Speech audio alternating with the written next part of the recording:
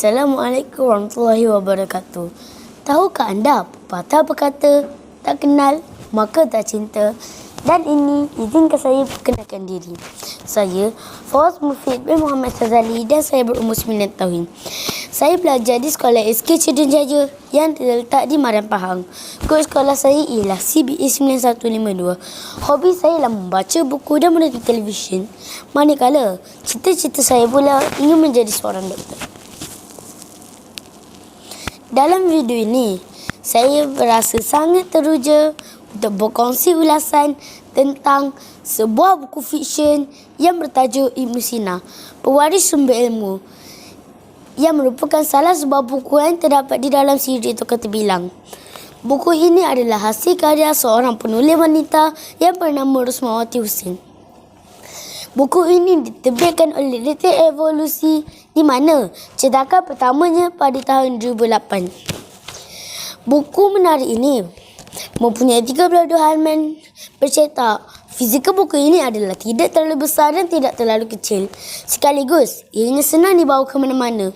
Ianya amat sesuai untuk murid-murid sekolah rendah seperti saya. Setelah membaca buku ini, saya dapat mengetahui tentang hidup dan kemasyhuran Tokah Terbilang ini. Ibn Sina merupakan seorang tokoh falsafah yang agung. Nama beliau memang tersohor dan dikenali di seluruh dunia. Nama penuh beliau ialah Ali Al-Husain bin Abdullah Ibn Sina.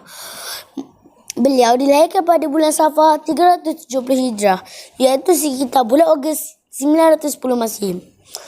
Beliau dilahirkan di sebuah kampung yang bernama Aushana, Bukhara, ataupun sekarang dikenali sebagai Uzbek Rusia. Ayah Ibn Sina ialah seorang yang merupakan seorang yang berpelajaran dan bekerja sebagai pegawai tadbir kerajaan zamannya di Transoxiana. Bapanya dilantik menjadi Gubernur Bukhara ketika usia beliau 10 tahun. Sejak daripada kecil lagi, kementaran Ibn Sina sudah terlihat. Beliau telah menghafal Al-Quran ketika usianya 10 tahun. Pada usia 15 tahun, beliau telah berjaya menguasai ilmu matematik, logik, fiqh, bahasa, sastera dan juga falsafah. Pada usia 18 tahun, Ibn Sina telah diberikan ijazah dan tauliah oleh Ketua Perubatan Kerajaan zamannya. Beliau telah membuka sebuah klinik di Bukhara dan menjadi semakin terkenal, apatah lagi setelah berjaya menerbitkan buku yang berjudul Kanun fi Al-Tib, iaitu kanun perubatan. Sambutan pesakit terhadap kliniknya kian ramai. Ramai juga pesakitnya mengalami sakit jiwa yang menyebabkan beliau terfikir untuk mempelajari ilmu sakit jiwa. Dengan menggunakan kaedah psikosomatis, beliau telah berjaya mengobati seorang pesakit jiwa yang ingin membunuh diri.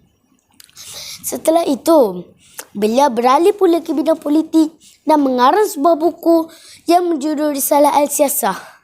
Ibn Sina menjadi semakin terkenal dan kemudiannya dilantik menjadi Perdana Menteri pada zaman pemerintahan Syamsi Daulah. Walau bagaimanapun, setelah beberapa tahun dalam politik, beliau telah diarahkan ditangkap dan dihukum bunuh. Beliau terpaksa lari dan bersembunyi. Semasa beliau melarikan diri daripada musuh-musuhnya itu, beliau sempat mengembara dan menghasilkan banyak buku. Antara yang paling terkenal ialah semua karya agung dalam bidang falsafah berjudul Al-Shifa ataupun Penawar. Buku tersebut telah menaikkan nama beliau kembali. Dalam bab terakhir buku ini, diceritakan pula tentang bagaimana beliau mempelajari dan mendalami ilmu sastera dan bahasa. Beliau mengarang sebuah buku kumpulan kasidah dan 3 buah buku sastera lain.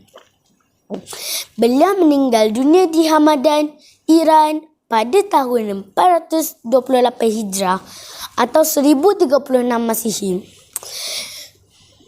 Dan sebab menulis buku tentang astronomi sekaligus menjadikan tegala karyanya adalah sebanyak 276 buah buku. Itu adalah suatu pencapaian yang sungguh menakjubkan orang ramai. Begitulah riwayat seorang tokoh terbilang, Ibn Sina, yang sangat menarik dan penulisku dan yang dapat saya bicarakan. Saya sangat menggalakkan agar rakan-rakan boleh memanfaatkan masa untuk membaca buku ini dan buku-buku lain di dalam siri tokoh terbilang ini. Buku ini dapat memberikan teladan, memupuk motivasi dan juga menjelongkan kegigihan hidup tokoh-tokoh terbilang dunia. Semoga kita semua dapat mengambil pengajaran yang bermakna untuk jadikan panduan hidup kita semua. Sekian, terima kasih.